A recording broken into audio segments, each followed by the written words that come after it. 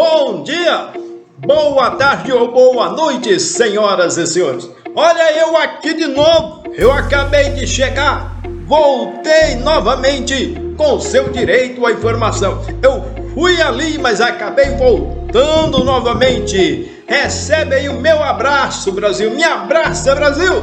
Vamos que vamos entreter. Interaja bastante com seu direito à informação. Mantenha-se atualizado e informado acerca de questões, novidade, entretenimento, todo o arcabouço jurídico nesse giro em 360 graus. Agora vamos conhecer um pouquinho do direito constitucional brasileiro. Direito constitucional. Chama aí a mamãe, mamãe, mamãe, mamãe constitucional. Chama aí, chama que vem, água. Vamos a esse conceito de Constituição. Você já pensou na possibilidade de um estado, de um município, de uma federação sem uma Constituição? É como se fosse uma família, uma casa sem regras, sem estrutura, sem nenhum tipo de padrão a ser adotado. Imaginamos uma empresa onde ela não tem nenhum regulamento, não tem nenhum tipo de equipamento de proteção individual para os seus trabalhadores. Entretanto, nobres senhores, o estudo do direito, o campo do direito constitucional, ele é muito vasto. Ele comunica com todas as demais legislações esparsas e pertinentes. Ela é fundamental e suprema de um Estado criado pela vontade soberana do povo. E é ela que determina a organização política de todo o Estado. Temos a Constituição Federal, a Constituição Estadual e a Constituição Municipal. São as demais leis infraconstitucionais que as demais inferiores não pode ser a maior, ou seja, não pode ir de encontro, não pode sobrepor de forma contra a mamãe. Entretanto, nobres senhores, a concepção de Constituição de caráter liberal, ela apresenta alguns elementos para a composição literária de uma Constituição. Ela deve ser escrita. No mundo antigo, o direito consuetudinário, ele era ditado pelas tribos. E esse tipo de direito, digamos que era regido por uma espécie de costumes e não era escrito, ele era ditado e falado. Entretanto, a Constituição, ela deve conter aqui um sistema de direitos fundamentais individuais, liberdades negativas, deve aí reconhecer o princípio da separação dos poderes, que é a separação dos poderes da República, o poder executivo, o poder legislativo e o poder judiciário.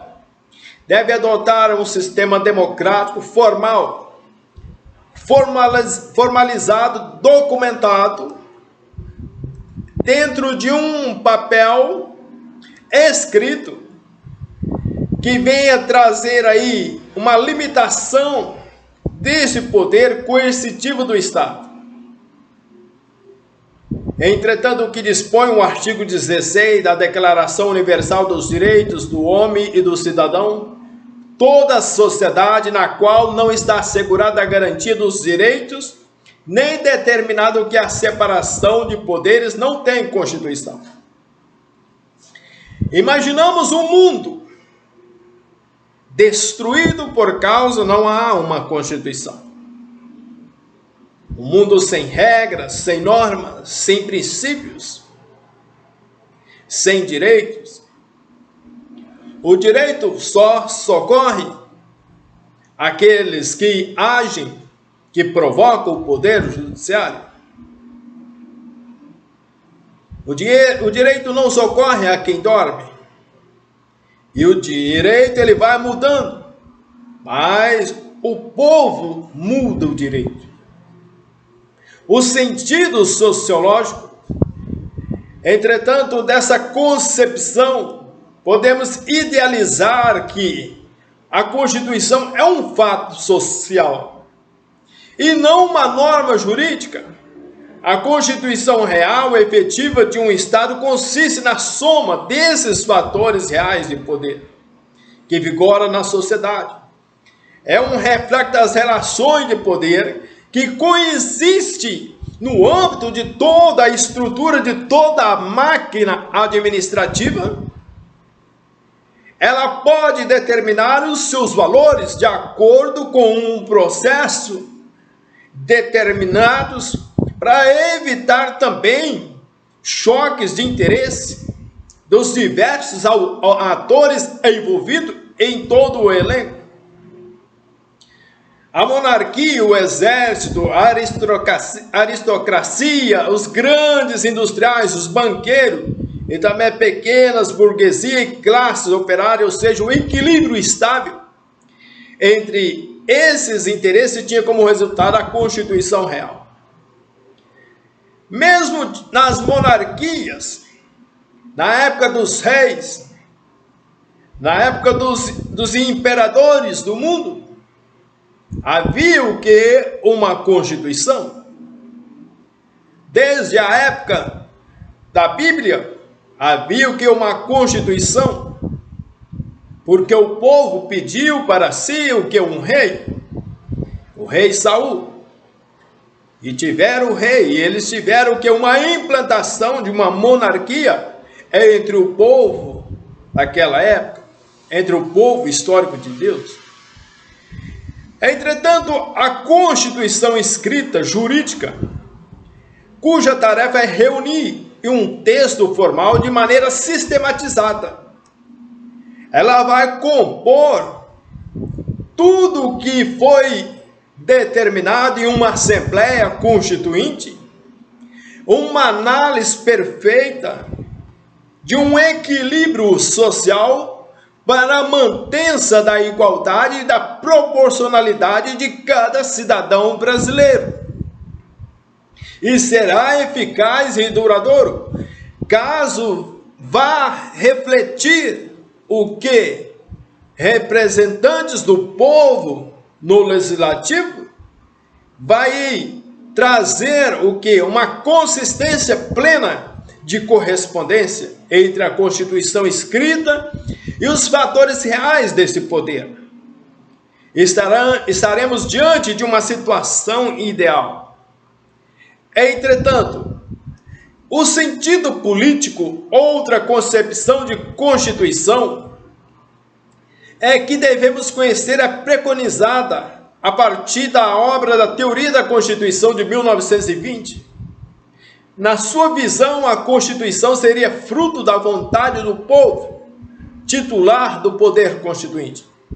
Por isso mesmo é que essa teoria é considerada decisionista ou voluntarista. Entretanto, todo o arcabouço jurídico da Constituição do Brasil, ela envolve a participação também do povo. O povo questiona, o povo decide, o povo provoca, o povo procura justiça. A Constituição é uma decisão política fundamental que visa o que? Estruturar e organizar os elementos essenciais do Estado. Entretanto, a Constituição é um produto da vontade do poder constituinte. A Constituição de leis constitucionais, ela dispõe de todas as matérias orgânicas para a organização do Estado, dos municípios e de demais instituições e entidades. Ela vai materializar, dar forma a essa matéria constitucional.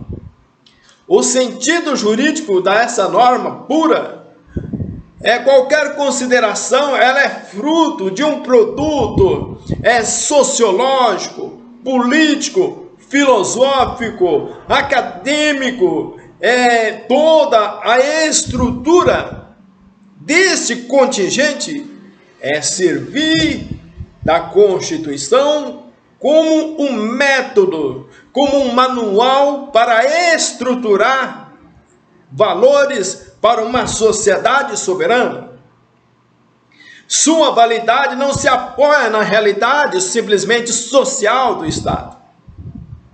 Entretanto, há um escalonamento de hierárquico das normas, há uma hierarquia, ela vai galgando de grau em grau, e essas normas inferiores, normas fundadas, sempre retiram o seu fundamento, porque temos uma norma especial, temos uma legislação comum, temos legislações esparsas, e muitas vezes a lei seca, muitas vezes ela não vai trazer uma nitidez perfeita para aquele complemento, daquele exato momento, para os litigantes, uma solução para a adequação daquela realidade. O que deve se ver é que a Constituição da República do Brasil, ela vai viabilizar e trazer para as pessoas, a sociedade, toda a cidadania, uma garantia de eficácia.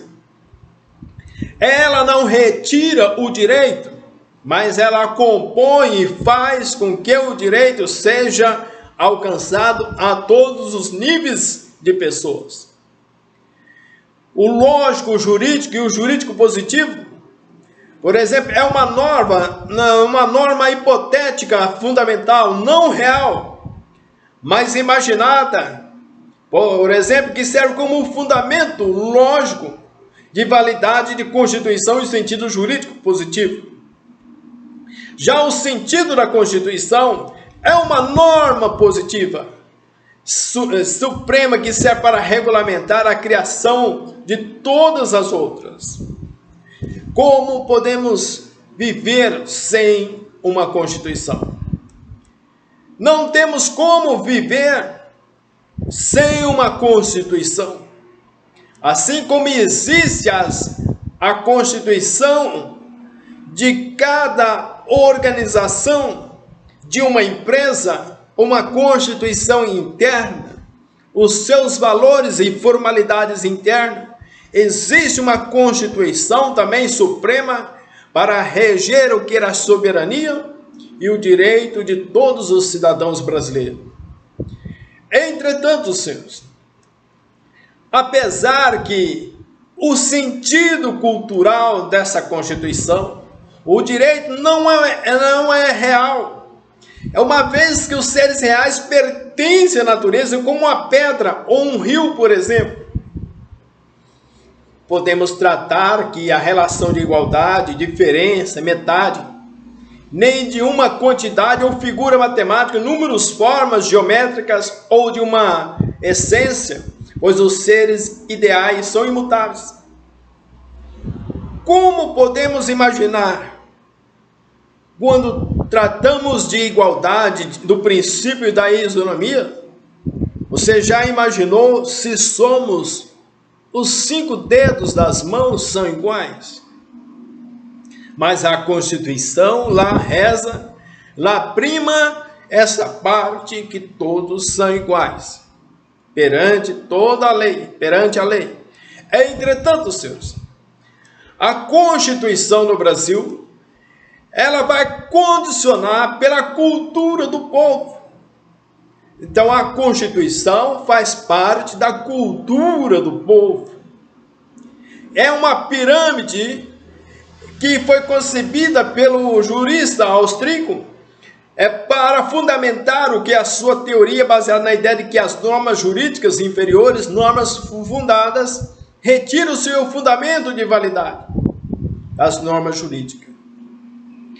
Relembramos que não existe hierarquia entre normas constitucionais originárias. Não existe hierarquia entre normas constitucionais originárias e normas constitucionais derivadas. Normas constitucionais originárias não podem ser declaradas inconstitucionais. As normas constitucionais e inconstitucionais, na qual defende a possibilidade de que existem normas constitucionais originárias eivadas de inconstitucionalidade. Imaginamos uma norma constitucional que hoje ela é constitucional, mas ela está eivada de inconstitucionalidade. Ela não serve mais de base de apoio para proporcionar o que é alegria para uma solução de um caso concreto. Imaginamos, será que uma cláusula pétrea se encontra no mesmo patamar de inconstitucionalidade? Você já pensou na inconstitucionalidade, mesmo que não seja revogado uma cláusula pétrea?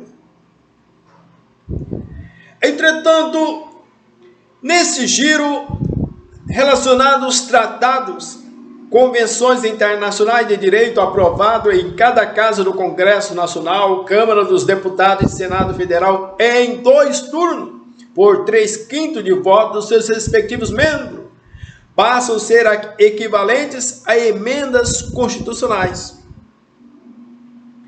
Entretanto, todos os tratados internacionais são equivalentes, são equiparados a emendas constitucionais. Nesse bloco de constitucionalidade, os direitos humanos, esses estão gravados por cláusula pétrea, imunes à denúncia pelo Estado. É fundamental que os demais tratados internacionais sobre direitos humanos aprovados pelo rito ordinário tenham, segundo o STF, status supralegal. Isso significa que se situam logo abaixo da Constituição e acima das demais normas do ordenamento. O controle de convencionalidade das leis. Assim, as leis internas estariam sujeitas de um duplo processo de compatibilidade. As normas infraconstitucionais e de tratados internacionais sobre direitos humanos são as leis complementares, ordinárias e delegadas.